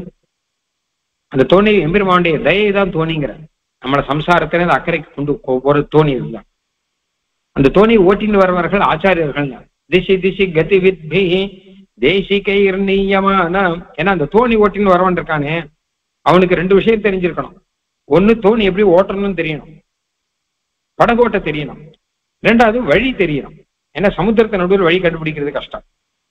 எந்த பக்கமுமே தெரியாது, எங்க கரை இருக்கே எங்க ஒண்ணு தெரியாது. அது பழக்கம் இருக்கிறவளுக்கு தான் தெரியும். அவன் நட்சத்திரங்களை வச்சோ வேற சில அடையாளங்களை வச்சோ வழியை கண்டுபிடிச்சுப்பான். ஆச்சாரியெல்லாம் அப்படியாலாம். ஏன்னா கருணை அப்படிங்கிறது தான் தோணி. அந்த தோணியை ஓட்டி கொண்டு வருவதற்கு அவளுக்கு தெரியும். அந்த எம்பெருமானுடைய கருணையை நம்ம கிட்ட ஓட்டி கொண்டு வந்து நம்ம கிட்ட கொடுத்து இந்த கருணையை பற்றிக்கொள் அப்படின்னு சொல்லி அந்த கருணையை நாம் பற்றிக்கொள்ள மறுபடியும் அந்த தோணி அப்படியே ஓட்டின்னு போய் அந்த கரைக்கு சேர்க்கிறார் அவர்கள். திசி திசி ஒவ்வொரு பக்கமும் என்னென்ன இடம் இருக்கு எல்லாம் தெரியும். கதி வித்பிர் தேசிகைஹி ஓட்ட தெரியும், வழி தெரியும். அவர்கள்லாம் அழகா ஓட்டின்னு போய் அந்த ஆச்சாரியர்கள் நம்ம சேர்க்கிறா அப்படின்னு அங்க சொல்ற. இந்த இடத்துல பாதுகாதேவியே போதபாத்திரிய, பாதுகாதேவியே இந்த இடத்துல ஒரு தோணியாக ஆக்கி கமல நயன மாத்தியம் கர்ணதாரம் ததானா எம்பெருமானே ஓட்டின்னு வரான் அப்படிங்கிற. என்ன சுவாமி இதுன்னு கேட்டா, ஆச்சாரியர்கள் ஓட்டின்னு வரக்கூடிய ஒரு தோணியாக பெருமான் இருக்க, பெருமானுடைய தயை இருக்கான்னு அங்க பார்த்தோம். பெருமான் ஓட்டின்னு வர தோணியாக இப்ப பாதுகை இருக்கார். பாதுகைன்னா ஆச்சாரியால் தானே, அப்ப அதுக்கு நேர் எதிராக இருக்கு. பெருமான் ஓட்டின்னு வர தோணியாக ஆச்சாரியால் இருக்கார் அப்படின்னு, ஆச்சாரியால் ஓட்டின்னு வர தோணியாக பெருமாள் இருக்கார் அப்படின்னு அங்க வருது. ரெண்டுமே வச்சுக்கணும் நம்ம. ஏன்னா அந்த பெருமாளை நமக்கு காட்டி கொடுக்கிறவர் ஆச்சாரியர் தான், அந்த ஆச்சாரியரை நமக்கு காட்டி கொடுக்கிறவரும் பெருமாள் தான். ஏன்னா பெருமாளுடைய அனுகிரகம் இருந்தா தான் ஆச்சாரிய சம்பந்தம். ஈஸ்வர சௌஹார்த்தம் எதிர்ச்சா சுக்கிரதம் ததான ரசத்திர சாஸ்திரம் சொல்ற. அதனால நமக்கு ரெண்டு வேணும். ஒண்ணு நல்ல தோணி வேணும், ரெண்டு நல்ல தோணியை ஓட்டக்கூடியவர்கள் நல்லா வேணும். ரெண்டு பேர் வேணும். நம்மளால நீச்சல் அடிச்சு பிழைக்க முடியாது. அப்போ எம்பெருமான் வந்து தோணியா இருந்தா ஆச்சாரியர்கள் தோணியை ஓட்டின்னு வரா, ஆச்சாரியர்கள் தோணியா இருந்தா எம்பெருமானே அந்த தோணியை ஓட்டி கொண்டு வந்து கொடுக்கிறார் அப்படின்னு அர்த்தம் வச்சுக்கலாம். இப்படியாக சம்சாரத்தை கடக்கும்படியான ஒரு ஞானம், அந்த ஞானத்தை அவர்கள் கொடுக்கிறார்கள். நம்ம சம்சாரத்தை தாண்டி நம்ம போகும்படியான ஏற்பாடெல்லாம் பண்ணுகிறார்கள் அப்படின்னு. தவரத்ன கராத்பிதம் நவீனம் பரிகிருஹ்ய ஸ்திரம் அம்சுகம் மனோஜம் ஜரதம் சுகவத் சுகேன தேகம் கிருதினஸ்கேசவ பாதுகே தியஜந்தி. ஆக இப்படியாக ஒருத்தருக்கு நல்ல ஞானம் எப்படி பிறக்கும்? அந்த ஞானம் மூலம் எம்பெருமானை அனுபவிக்கணும், எம்பெருமானை சேவிக்கணும், யோகத்துல எம்பெருமானை பார்க்கணுங்கிற ஒரு அனுகிரகம் பாதுகையினால எப்படி கிடைக்கும்? அப்படி அனுகிரகம் பிறந்தவனுக்கு இந்த சம்சாரத்தை தாண்டி போகும்படியான ஒரு உபாயங்கிறது எப்படி கிடைக்கும்? அதுதான் அந்த தோணிங்கிறது எப்படி கிடைக்கும் அப்படிங்கிறத பார்த்தோம். தோணி உதாரணம் புராணங்கள்ல ரொம்ப பிரசித்தம். ஸ்ரீ கிருஷ்ணாவதாரத்துல ஸ்ரீமத் பாகவதத்துல சொல்லும்போது கிருஷ்ணன் அப்படிங்கிற ஒரு தோணியை கொடுத்துட்டு ஆச்சாரியெல்லாம் போறான்னு வரும். அதுல இந்த பாவம் அதுல இருக்கு பாருங்க. இந்த கிருஷ்ணாவதார ஸ்தோத்திரத்துல ஒண்ணு இருக்கு ஸ்ரீமத் பாகவதத்துல. இதான் அந்த பாகவதத்துல அவர் என்ன சொல்றான்னு கேட்டாங்கன்னா, ஆச்சாரியெல்லாம் ரொம்ப பெரிய ஆச்சாரியர்கள் மகான்கள்லாம் கழிவு அவள்லாம் நீந்தி அக்கறைக்கு போயிடுவா, நீச்சல் தெரியும் அவளுக்கு. அது யோகிகள்னு வச்சுக்கோங்களேன். யோகிகளுக்கெல்லாம் நீச்சல் தெரியும். யோகிகள்லாம் அவளே யோகம் பண்ணி அவ அந்த யோக சக்தியினாலே பகவானை சாட்சாத்காரம் பண்ணி அதன் மூலமாக பகவத் அனுகிரகம் பெற்று அவர்கள்லாம் சம்சாரத்தை தாண்டி விடுவார். அப்படி ஆனால் அவ பாக்குறாளாம், அவ நீச்சலிச்சுன்னு போயிட்டு இருக்கா. ஆனா பக்கத்துல எத்தனையோ ஜீவர்கள்லாம் தத்தளிச்சுன்னு இருக்கு உள்ளுக்குள்ள. அவளுக்கு மனசு இல்லை. ஐயோ இதுங்கெல்லாம் தத்தளிச்சுன்னு இருக்கே, நம்ம என்ன பண்ண போறோமோ? இதுங்களுக்கு நீச்சல் தெரிஞ்சா எப்படியாவது காப்பாத்தலாம். இதுங்களுக்கும் நீச்சல் தெரியாது. இல்ல இப்போ கூட நீச்சல் சொல்லி கொடுக்குறேன் அப்படின்னா அது கேட்கிற நிலையிலயோ புரிஞ்சுக்கிற நிலையிலயோ அதெல்லாம் இல்லை. சமுத்திரத்துல உள்ளுக்குள்ள தவறி விழுந்துட்டா உனக்கு நீச்சல் சொல்லி கொடுக்க ஆரம்பிக்கிறேன் அப்படின்னு நான் சொல்ல முடியும்? என்ன பண்ண முடியும்? அப்போ பவத்பதாம்போருஹநாவ மத்தியம் அப்படின்னு வரும். அப்ப ஆச்சாரியால் அப்படி கஷ்டப்பட்டு இருந்தாலும் அப்ப அந்த சமயத்துல கிருஷ்ணாவதாரம்னு ஒண்ணு ஆச்சா. உடனே ஆச்சாரியா எல்லாம் பார்த்தா அந்த கிருஷ்ணாவதாரம் தான் ஒரு தோணி, ஒரு படகு.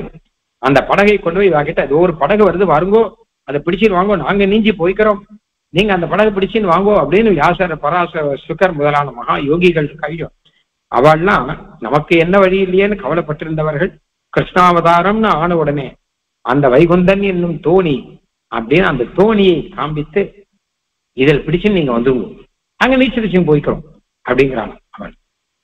அப்ப அந்த தோணியை காட்டி கொடுக்கிறவர்கள் அங்க யாரு? வியாசாதி ஆச்சாரியர் அவர்கள் எல்லாம். ஆக பகவான் தான் தோணி அப்படின்னு சொல்றது. வைகுந்தரனும் தோணின்னு ஆழ்வார் சொல்றார், புராணங்கள்லாம் சொல்லியிருக்கு. ஆக எம்பெருமான் தோணினா ஆச்சாரியர்கள் அதை நமக்கு காண்பிக்கிறார்கள் அப்படின்னு அர்த்தம்.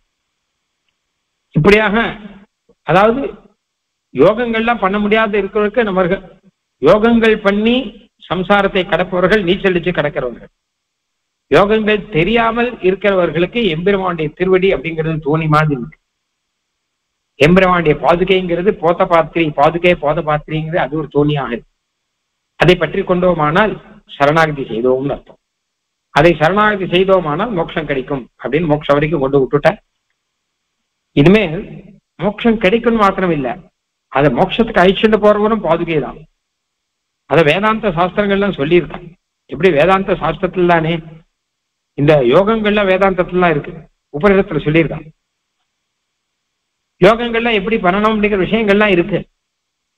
ஆனா யோகங்கள்லாம் பண்ண முடியாதவனுக்கு சரணாகதி அப்படிங்கிறதையும் அந்த உபனிஷத்து தான் சொல்றது.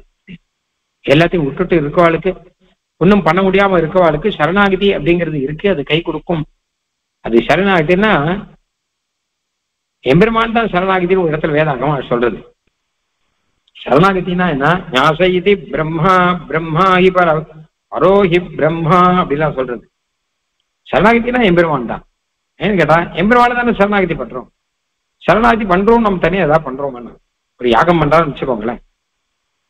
யாகம் பண்றார் ஒருத்தர் அப்படின்னா எத்தனை பாடு பண்ணணும் யாகத்துக்காக. அந்த யாகத்துக்கான சாமகிரியை சேர்க்கணும், யாகத்துக்கான மந்திரங்களை எல்லாம் கத்துக்கணும், யாகத்துக்காக இன்னும் நிறைய பேரை சேர்த்து வைக்கணும், எவ்வளவு பாடு பண்ணணும் இல்லையா? ஆனா சரணாகதிக்காக என்ன பண்றோம் அப்படின்னு கேட்டோம்னா, எங்க சரணாகதி பண்ண போறோம்னா பெருமாளுடைய திருவடியில சரணாகதி பண்ண போறேன். என்ன பண்ண போறீர் அப்படின்னா, நான் என்ன பண்ண போறேன்? திருவடியில சரணாகதி பண்ண போறேன், அவ்வளவுதான். சரணாகதிக்காக ஏதாவது அங்கங்களோ உபாங்கங்களோ இதுவோ அதுவோ அதை சேர்க்கணும்னா இதை சேர்க்கணும்னா இதா பண்ணும். வேதாத்தியனம் பண்ணிட்டு தான் சரணாகதி பண்ணணும்னு இருந்தா எவ்வளவு கஷ்டமா இருக்கும். வேதாத்தியனம் முடிச்சாதான் சரணாகதி அப்படின்னு இருந்தா எவ்வளவு கஷ்டமா இருக்கும். இல்ல வேற ஏதாவது யோகியதை வந்தாதான் சரணாகதி, இல்லாட்டா சரணாகதிங்கிறது கிடையாது அப்படின்னா எவ்வளவு கஷ்டமா இருக்கும். எப்படியானா யாகத்துக்கெல்லாம் இவ்வளவு இருக்கும் இல்லையோ, யாகமோ தபஸோ எது பண்ணாலுமே அதுக்கான யோகியதை சம்பாதிக்கிறதே கஷ்டமா. ஆனால் சரணாகத்தினா ஒண்ணும் கிடையாது. பெருமாளுடைய திருவடி தான் சரணாகதிங்கிறார். வேற சரணாகதிக்கு நீ என்ன பண்ண போற? அந்த திருவடியை பற்ற போகிறாய், அது தவிர மனசாலை பற்றும், வேற எதுவும் கிடையாது நமக்கு. அதனால சரணாகதினாலும் திருவடி தான் அப்படின்னு வேதம் அழகா சொல்றது. அந்த மாதிரியா தான் அந்த அர்த்தத்துல இந்த போத்த பாத்திரின்னு சொல்லிருக்க. பாதுகையே நீர் தான் தோணி அப்படின்னு. ஏன்னா யோகம் பண்றவர்கள் அவர்கள் நீச்சல் அடிக்கிறவர்கள் கரைக்கு வந்துருவார்கள். ஒரு வேடிக்கை தான், அவ நீச்சல் அடிச்சு மெதுவா கரைக்கு வருவானா இருக்கும். ஆனா இந்த தோணி வேகமா போயிடும், நம்மளை முன்னாடியே கொண்டு போய் சேர்த்தும். அப்படி சரணாகதி பண்ணவன் கடைசியில அவனை எம்பெருமான் கூட்டுண்டு போறான். தவரத்னகராத்பிதம் நவீனம். அப்ப என்ன ஆகுனா, இந்த சரீரத்தை விட்டாதானே அவனுக்கு நல்ல மேற்கொண்டு சீவைகுண்ட லோகத்துக்கு போக முடியும். ஆனா இந்த சரீரத்தை விடுறதுக்கே மனசு இருக்காது. அப்படின்னா ஜரதம் சுகவது சுகேன தேகம் கிருதின கேசவ பாதுகே தியஜந்தி. இந்த சரீரத்தை உடனுங்கிறது பழைய துணியை உடனுங்கிற மாதிரி. இது கவலையப்படக்கூடாது. ரொம்ப பழைய துணி, நெஞ்சு போய் அழுக்கா போய் கிழிஞ்சு போய் இருக்கக்கூடிய துணி. அப்ப புது துணி, புது வஸ்திரம் ஒருத்தர் நமக்கு கொடுத்தாலும் பட்டுன்னு அடுத்த க்ஷணம் இந்த பழசை களைஞ்சிட்டு புதுசு உடுத்தி போவோம் இல்லையா? அந்த மாதிரியாக சீவை குண்டத்துல நமக்கு கிடைக்க போகிறது என்ன கேட்டான்னா, நல்ல அழகான ஸ்திரமான அம்சுகம் மனோஜம் அப்படின்னு எம்பெருமானுடைய அனுகிரகம்ங்கிறது தான் ஒரு வஸ்திரம்ங்க. தவரத்னகராத்பிதம் நவீனம் பரிகிருஹ்ய ஸ்திரம் அம்சுகம் மனோஜம். அதாவது பகவத்கீதையில என்ன சொன்னான்னு கேட்டா, இந்த சரீரம் போயிடுத்தேன்னு கவலைப்படக்கூடாது அர்ஜுனா. அர்ஜுனுக்கு கவலை வந்துட்டு சொல்லியும் எதிர இருக்கோல்ல நான் கொல்றேன் அப்படின்னா, பெருமாள் சொன்னா கொல்ல முடியாதுப்பா, ஆத்மா போய் எப்படி கொல்ல முடியும்? இல்ல சரீரத்தை தான் கொல்றேன் அப்படின்னா, சரீரம் போனா போட்டவன் இதுக்கு என்ன கவலைங்கிற. ஏன்னா வாசாம்சி ஜீர்ணானி யதா விகாய நவானி கிருண்ணாதி நரோபராணி அப்படின்னு பழைய துணியை களைஞ்சிட்டு புது வஸ்திரம் உடுத்திக்கிறான் இல்லையா? அந்த மாதிரி நம்ம இந்த சரீரம் போனா வேற சரீரம் வரப்போறது அவனுக்கு. புதுசா ஒரு சரீரம் ஒண்ணு வரும் அவனுக்கு. அதனால இதை பத்தி என்ன கவலைப்படக்கூடாது. சரீரங்கிறது அவங்க உடுத்திக்கிறது ஆத்மாவுக்கு துணி மாதிரி. சரீரங்கள் ஆத்மாவுக்கு மேலே இருக்கக்கூடிய ஒரு துணி, இதான் இந்த சரீரம் அப்படிங்கிறது. அப்ப இந்த துணியை விட்டுடணும். இது பிராகிருதமான ஒரு துணி இருக்கும், இதை விட்டுடணும். விட்டுட்டு ஆத்மாவுக்கு உண்மையான வஸ்திரம் என்ன அப்படின்னு கேட்டான்னா சேஷத்துவம், பாரதந்திரியம் அப்படிங்கறத ஆத்மாவுக்கு உண்மையா நானே கவனிக்கணும். அதாவது நம்ம சரீரம்ங்கிறது இருக்கும் இல்லையோ, இது ஆத்மாவை போத்தி இருக்கு. ஏன்னா உள்ளுக்குள்ளதான ஆத்மா இருக்கு, இதான் ஆத்மாவை போத்தி இருக்கு. அதனாலே நமக்கு எப்படி நம்மளை எப்படி வஸ்திரத்தாலே நம்ம உடலை போர்த்தி மறைத்துக் கொள்கிறோமோ, இந்த மாதிரி ஆத்மாவை இந்த சரீரங்கிறது மறைச்சிருக்கு, போர்த்தி இருக்கு. இதை நம்ம பெருசா நினைச்சுட்டு இருக்கோம் இல்லையா? அதுதான் வேதாந்தம் நமக்கு சொல்றது. ஆத்மாவுக்கு உண்மையான துணிங்கிறது அது கிடையாதுப்பா.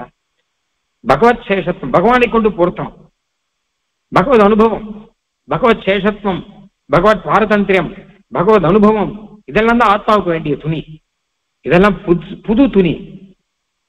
இதெல்லாம் என்னைக்குமே நஞ்சு போகாது, என்னைக்குமே பழச ஆகாது. தவரத்னகராத்பிதம் நவீனம் பரிகிருஹ்ய ஸ்திரம் அம்சுகம் மனோஜம். ஸ்திரம்னா நெஞ்சு போகாத வஸ்திரம், மனோஜம்னா அழகானது. அது பாதுகையினுடைய ரத்தனங்கள், அந்த ரத்தத்தினுடைய பிரகாசம் பட்டு டால் அடிக்கிறதா அந்த துணியில. இதுல அந்த சேஷத்துவங்கிற துணியில டால் அடிக்கிறது, பல பல பல பலன்னு இருக்கு, பல கலரா இருக்கு, புத்தம் புதுசா இருக்கு. என்னைக்குமே வாடி போகாது, நெஞ்சு போகாது, என்னைக்குமே அது சாயம் போகாது. அப்படிப்பட்ட ஒரு துணி. அந்த துணி கிடைச்சிட்டுன்னு வச்சுக்கோங்க. அப்புறம் இந்த சரீரம் அப்படிங்கிற இந்த துணி இருக்கும், பழைய துணி, இது நெஞ்சு போன துணி. அது சுகமா விட்டுருவா, நல்ல தாராளமா போகட்டும்வா. ஜரதம் சுகவத் சுகேன தேகம் கிருதின கேசவ பாதுகே தியஜந்தி. பாதுகளுடைய அனுகிரகம் இருக்கிறவாள் தான் இந்த சரீரத்தை விட்டு தொலைக்கிறதுக்கு பயப்பட மாட்டான். ஏன்னா கிடைக்க போறது வேற நல்ல சரீரம் அவளுக்கு கிடைக்கும்.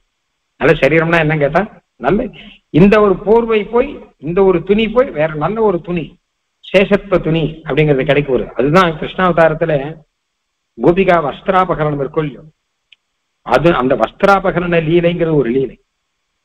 அதனுடைய மர்மமும் இதுதான் உள்ள அர்த்தம். ஏன்னா மேலோட்டமா பார்த்தான்னா 1000 குல பெண்கள் குளிச்சுட்டு இருக்கும்போது அவளுடைய வஸ்திரங்களை அபகாரம் பண்ணிட்டான் கண்ணன். உங்களுக்கு இந்த வஸ்திரம் தேவையில்லைங்கிறான். காமி கஷ்டித், மேலோட்டமா பார்த்தா காமிங்கிற காமி கஷ்டித் வாசோ ஹிருத்வாதின கரசுதா சன்னிதௌ வல்லவீனாம் லீலாஸ்மேரோ ஜெயதி லலிதாம் ஆஸ்தித குந்தசாகம். மன்மதனுக்கெல்லாம் மன்மதனும் அழகா இருக்கான். நிறைய விளையாட்டு, காதல் விளையாட்டெல்லாம் பண்ணக்கூடியவன். காமி, காமம் அதிகமா இருக்கிறவன். அவன் தான் இந்த வஸ்திராபகரணங்கள் எல்லாம் பண்ணுவான். வேடிக்கையாக காமுகர்கள்லாம் இருந்தான்னு அவன்லாம் வஸ்திராபகரணங்கள்லாம் பண்ணுவான். அந்த மாதிரிதான் பண்றான். ஆனால் உள்ளர்த்தம் என்ன அப்படின்னு கேட்டான்னா, காமி கஷ்டித் கர கமலையோஹோ அஞ்சலிம் யாச்சமானகம். அவன் எதை ஆசைப்படுறான்? காமின்னா ஆசைப்படுறான்னு அர்த்தம். எதை ஆசைப்படுறான்னா ஒரு அஞ்சலி பண்ணுங்கோ அப்படின்னு அஞ்சலி ஆசைப்படுறான். அதாவது உங்களுக்கு உங்களுடைய ஆத்மாவுக்கு வஸ்திரங்கிறது சேஷம், பாரதந்திரியம், பகவத் அனுபவம். இது 3 தான் ஆத்மாவுக்கு ஒரிஜினல் வஸ்திரம். இந்த சரீரங்கிறது வஸ்திரம் கிடையாது.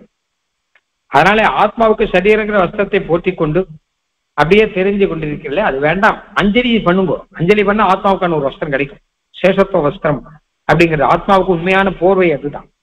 ஏன்னா சரீரம் நிலையானது இல்லை, நமக்கு எல்லாம் தெரியும். அது அப்படி இல்லை. அந்த மாதிரியாக ஜரதம் சுகவத்து சுகேன தேகம். இப்ப பாதுகையினுடைய பிரபாவத்தினாலே ஞானம் பெற்று எம்பெருமானிடம் சரணாகதி அடைந்தவர்கள் இந்த சரீரம் போச்சு நான் நிம்மதின்றான். ஏன்னா கிடைக்க போறது புது வஸ்திரம். அவன் பழைய வஸ்திரம் போனா நல்லது தானே. கிருதினஹ சுகேன தேகம், ரொம்ப சுகமா சௌக்கியமா இந்த சரீரத்தை விட்டுட்டோம். எம்பெருமானை அடைவதற்கு அவர்கள் காத்து கொண்டிருக்கிறார்கள். கிருதின கேசவ பாதுகே த்யஜந்தி. அந்த மாதிரியான ஒரு வைபவத்தை, ஒரு ஞானத்தையும் நமக்கு பாதுகா கொடுத்துருவார். எனக்கு என்ன குறை அப்படிங்குவான் பெரியவாள்லாம். ரொம்ப பெரியவாள்லாம் கேட்டாங்க, வயசாயிட்டு இல்லையோ, எனக்கு என்ன குறை, எம்பெருமான் நினைக்க கூட்டுக்கிறானோ காத்துன்னு இருக்கேன் நான் அப்படிதான் சொல்றான்.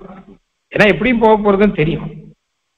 ஐயோ போயிடுத்தேன்னு கவலைப்படுறதில்ல, போனா நல்லது தானே. ஏன்னா அடுத்து பெருமாள் அடுத்து போய் சேர வேண்டிய இடம் நல்ல இடம் வரப்படுது அப்படி. அதனால அந்த மாதிரியா ஒரு நிலையை கொடுத்து அவர்களை சரீரத்தை விட்டு அவர்கள் கிளம்புவதற்கு மனோநிலையிலே அவர்கள் சந்தோஷமாக இருக்காங்க. ரொம்ப அழகான பதம் போடுறார். சுகேன தேகம், சுகமா இருக்கா, சௌக்கியமா இருக்கா, கொண்டாடுறா. எங்களுக்கு சரீரம் போக போறது, எங்களுக்கு சரீரம் போக போறது அப்படி. 90 வயசுல ஒரு பெரிய ஒருத்தர் இருந்தார் அப்படி. 90வது திருநட்சத்திரம் நடந்தது. 90வது திருநட்சத்திரம் விசேஷமா பண்ணிக்கிறேன்.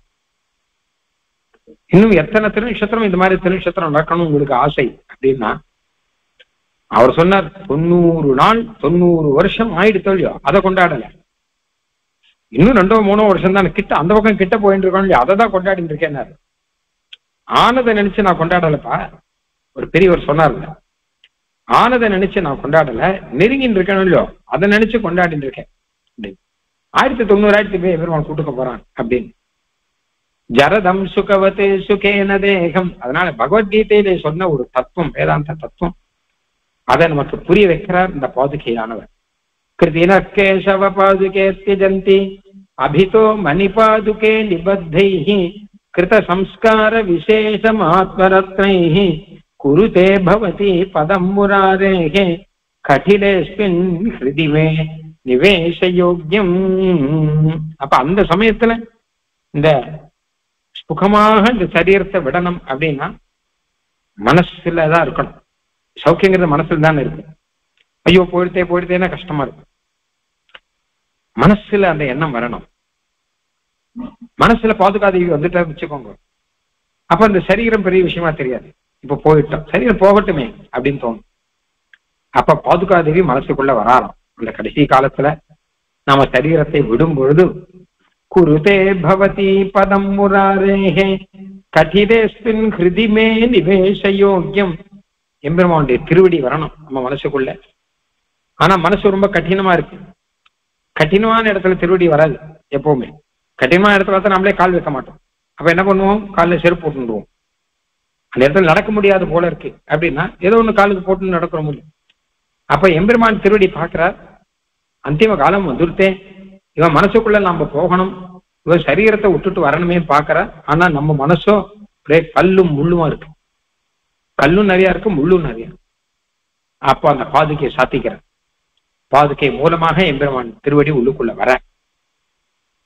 அப்போ குருதே பவதி பதம் முராரேஹே கடினேஸ்மின் ஹிருதி மே நிவேசயோக்யம் அப்படின்னு அபிதோ மணிபாதுகே நிபத்தைஹி கிருத சம்ஸ்கார விசேஷம் ஆத்மரத்ரைஹி. அந்த கல்லெல்லாம் போய் நம்ம மனசுல இருக்க கல்லு முள்ளெல்லாம் இருக்கும் இல்லையோ, அதெல்லாம் போய் பாதுகையில இருக்கக்கூடிய ரத்தன கல் இருக்கும் இல்லையோ, அந்த கல்லு வைக்கிற. அந்த ரத்தன கல் எப்படி இருக்கும் கேட்டான்னா அது குத்தாது, ஆனா பிரகாசமா இருக்கும், ஆனா குளிர்ச்சியா இருக்கும். அந்த ரத்தன கல் மூலமாக எம்பெருமான் திருவடியை கொண்டு வந்து வைக்கிறார். என்ன அர்த்தம் கேட்டா, நம்ம மனசுல பழைய கல்லு முள்ளு பாவங்கள் எல்லாம் போய் பாதுகையை ஆசிரிச்சு பாதுகையினுடைய ரத்னங்கள், பாதுகையினுடைய பிரகாசங்கள், அதனால வந்த ஞானங்கள், அதனால வந்த அனுபவங்கள் இதெல்லாம் மனசுல நிறைஞ்சு இருக்க, அப்ப பெருமாள் திருவடி உள்ளுக்குள்ள வர. அப்ப திருவடியோட பெருமாள் உள்ளுக்குள்ள வந்தான்னா பகவத் பாவம் நம்ம மனசுக்கு வந்ததுன்னா இந்த சரீரத்தை விடுவதுங்கிறது அனாயாசமாக சந்தோஷமாக ஆகும். அந்த சமயத்துல பவத்யந்தே த்வாம் பிரணதஸ்த ஜந்தோஹ ததோகோக்ர ஜ்வலனம் சத்பிரகாசைஹி ஏதோ நாட்யா மத்தியமயா விநிர்வன் கதிம் விந்தேதே கேசவ பாதரக்ஷே. அப்புறம் அந்த ஜீவாத்மாவை இந்த சரீரத்தை விட்டு இங்கிருந்து வெளியில போகணும். ஜீவாத்மா கடைசியில தான் நடக்கணும். சரீரத்தை விட்டு ஆத்மா வெளியில போகும். எப்படி போகும்? ஜீவாத்மா போறது அது எல்லாருக்கும் தெரியும், ஆனா கண்ணுக்கு தெரியாது. ஏன்னா ஆத்மா இருக்கிற வரைக்கும் சரீரம் இப்படியே ஆடி கண்ணை வச்சு ஏதாவது பண்ணிட்டு இருக்கோம். பட்டுன்னு பிராணவாயு கூட நின்றுடும். இப்ப ஆத்மா வெளியில போயிடுதுன்னு அர்த்தம். ஆத்மா வெளியில போனா பிராணவாயுவும் வெளியில போயிடும். ஆத்மா வெளியில போனா இந்திரியங்களும் வெளியில போயிடும். தமுட்கிராமந்தம் பிராணோ அணுட்கிராமதி அப்படின்னு வரும் உபநிடத்துல. ஆத்மா வெளியில கிளம்பியாச்சுன்னா பிராணவாயும் வெளியில கிளம்பும். அந்த பிராணவாயு வெளியில கிளம்பி வச்சுதான் நம்ம தெரிஞ்சுக்கணும் ஆத்மாவும் போயிடுத்து அப்படின்னு. ஆத்மாவும் ஜீவன் வெளியில போயிடுத்து அப்படின்னு நம்ம தெரிஞ்சுக்கணும். அப்ப ஜீவன் இந்த பிராணவாயுவோடு கூட இந்த இந்திரியங்களோடு கூட எல்லாத்தோடையும் போகணும் வெளியில. பஞ்சபூதங்கள் சூக்ஷ்ம சரீரம் இதை எடுத்துட்டு நேர போய் பரமாத்மாவை அடைந்து பரமாத்மாவோடு கூட அப்படி வெளில வரணும். இதுதான் இந்த வேதாந்தத்துல காமிக்கிற பிரக்ரியா இது. அதான் எப்படி ஜீவன் வெளியில வரான் அப்படிங்கிறது. மனசிகரண கிராமே பிராணேமன புருஷேச்சதம்லாம் வரும், ராசித்த சாஸ்திரம் இதெல்லாம் வரும். அப்போ அந்த மாதிரி போகச்ச உபநிடத்துல ஒரு விஷயம் இருக்கு, வேதாந்த சாஸ்திரத்துல ஒரு விஷயம் இருக்கு. அந்த ஜீவாத்மா சரீரத்தை விட்டு போகச்ச எந்த வழியா போறான் அப்படின்னு. சரீரத்தை வெளியில வரத்துக்கு நிறைய வழி உண்டு. ஹா அப்படின்னு வாயை திறப்பா சில பேர், வாயை பிளந்துட்டான்னு வா, ஏன்னா வாய் வழியா ஆத்மா வெளியில போகும்.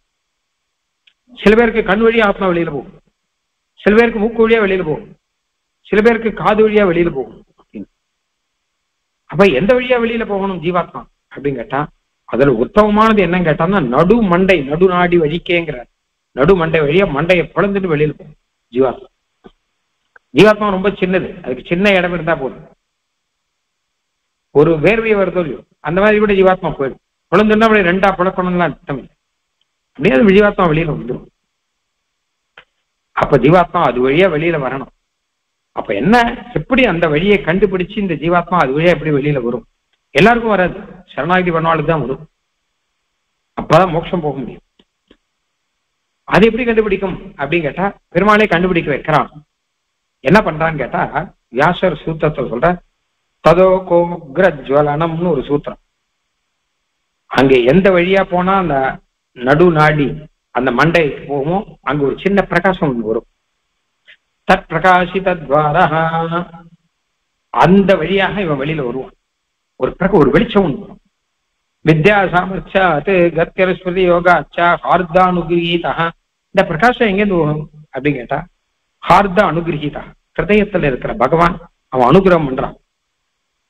இந்த ஹார்த அனுகிரகீதாங்கிற பதமெல்லாம் வியாசரே தான் சொல்ற சூத்திரத்துல. ஹிருதயத்துல அந்தரியாமியா இருக்கிற எம்பெருமான் என்ன பண்றானா, பரம அனுகிரகம் பண்றான். இந்த ஜீவாத்மாவை நான் கூட்டுக்கிறேன் அப்படிங்கிறான். அதனால இந்த ஜீவாத்மா இந்த வழியா போகட்டும் அப்படிங்கிறான். அவன் சங்கல்பிக்கிறான். அங்க ஒரு பிரகாசத்தை உண்டு பண்றான். அந்த பிரகாசம் வழியாக ஜீவாத்மா பிடிச்சுட்டு மேல வருது.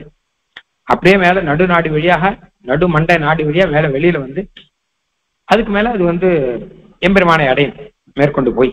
இதுதான் மோட்சம் போற வழி. சாமானியமா இருக்கிறவர்களுக்கெல்லாம் அந்த ஜீவாத்மா வாய் வழியா போகும், மூக்கு வழியா போகும், இப்படியே வெளியில வரும், கண் வழியா எப்படி வேணா வெளில வரும். ஆனால் இவாளுக்கு வர ஜீவாத்மாங்கிறது நடுநாடி வழியா போகும்.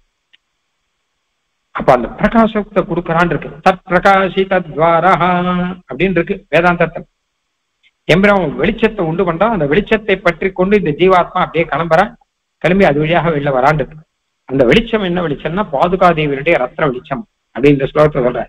பவத்யந்தே த்வாம் பிரணதஸ்ய ஜந்தோஹும், உன்னை சரணாகதி பண்ணவன் இருக்கானே அவனுக்கு ததோகோக்ரஜ்வலனம், இந்த வியாசர் சூத்திரத்துல என்ன சொல்றாரோ அந்த பதத்தை அப்படியே போடுறேன். ததோகோக்ரஜ்வலனம் சூத்திரம். ததோகோக்ரஜ்வலனம் தொற்பிரகாசைஹி, அதுவே உன்னுடைய பிரகாசம் தான். இங்க ஏதோ பிரகாசம் இருக்குன்னு வியாசர் சொன்னாரே, அது உன்னுடைய பிரகாசம் தான். ஏன்னா எதோ நாட்யா மத்தியமையா வினிரியன்னு நடு நாடி மத்தியம நாடி வழியா அப்படியே வெளியில கிளம்பி கதி விந்தேது கேசவ பாதரக்கே, நல்ல கதி சீவை கொண்ட கதியை அடைவதற்கு இதுதான் வழி. அந்த வழியாக போறான்.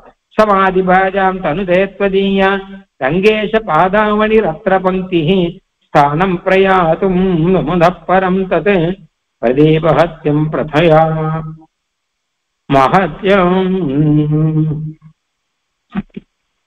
சமாதி பாஜாம். அது மாத்திரம் இல்லாமல்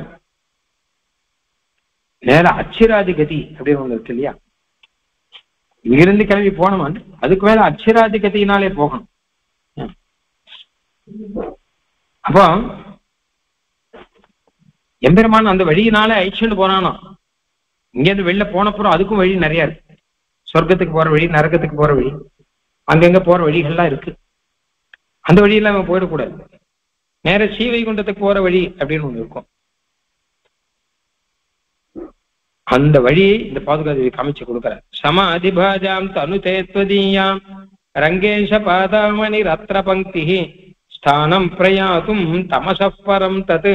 அந்த வழியா போனாதான் ஸ்ரீவைகுண்டம் போக முடியும், வேற வழியா போனா போக முடியாது. அர்ச்சிர லோகம் முதலான லோகங்கள்லாம் இருக்கு. அந்த லோகத்து வழியாக அந்த லோகத்து வழியாக போவான். அதுக்குதான் அர்ச்சிராதிகதி அப்படின்னு பெயர். அது இப்படி புரியும் அப்படின்னு கேட்டா, அதுவும் இந்த பாதுகையுடைய பிரகாசத்தினால்தான் புரியும். அப்பதான் அந்த வழியா அப்படியே அந்த அர்ச்சிராதி புறப்பாடு, அர்ச்சிராதியில புறப்பாடை பண்ற அவர். அதாவது வழியினுடைய ஆரம்பத்தை காமிச்சு கொடுத்தோம்னு வச்சுக்கோங்க, அந்த வழியில நாம போய்க்கலாம். இதுக்கு திக் பிரதர்சனம் சொல்லுவா சம்ஸ்கிருதத்துல. அதாவது நம்ம ஒருத்தர் போய் வழி கேட்கறோம் வச்சுக்கோங்களேன், அவன் என்ன பண்ணுவான், கூடவே வரமாட்டான் நம்ம கூட. அந்த வழியினுடைய ஆரம்பத்தை காமிச்சிருவா, இந்த வழியா அப்படியே போகும்போது நேரம் வந்துடும் அப்படின்னு. நீங்க இடது பக்கம் போகணுங்க, நீங்க வலது பக்கம் போய் திரும்பி போங்க, நேரம் வந்துடும் அப்படின்னு வழியும் இதுக்கு திக் பிரதர்சனம் ஏதோ போய் கொஞ்சம் காமிச்சு கொடுப்பான். அந்த மாதிரி இந்த அர்ச்சிராதிகத்திய ஆரம்பத்தை காமிச்சு கொடுக்குறா இவர். ஸ்தானம் பிரயாத்தும் பிரதீபகிருத்தம், ஒரு வெளிச்சத்தை காமிச்சு பாதுகாதேவியானவர் இந்த வெளிச்சத்து வழியா போங்க, போனா அர்ச்சிராதிகத்தியில போயிடலாம். நேர ஆச்சரியமாக எம்பெருமானுடைய திவ்ய தாமமான ஸ்ரீவைகுண்டத்துக்கு நீங்கள் போய் சேர்ந்து விடலாம் அப்படின்னு அதை அழகா சொல்றார். பவந்தி ரங்கேஸ்வர பாதரக்ஷே, நேர போய் ஸ்ரீவைகுண்டத்துக்கு போய் சேர்ந்தான்னா அங்க ஆனந்தமாக பகவத் அனுபவம் அப்படிங்கிறது கிடையாது.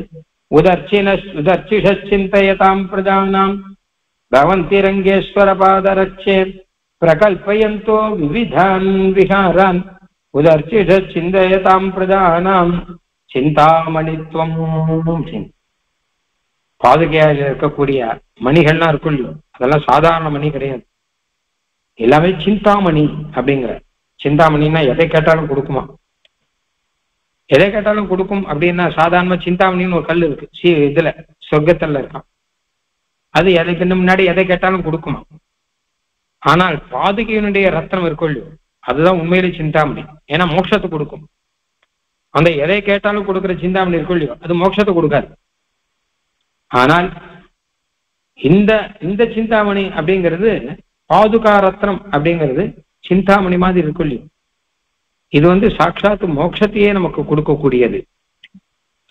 அப்ப எதை கேட்டாலும் கொடுக்குன்னு பெயர் மட்டும்தான், மோட்சத்தை கொடுக்க முடியாதானபடினாலே. ஆனா இது மோட்சத்தையே கொடுக்கும். இந்த சிந்தாரத்னம்ங்கிற ரங்கநாதனை பத்தி சிந்தாரத்தம் சுலபமிகன சித்தி மோக்ஷானுரூபம்ங்கிற.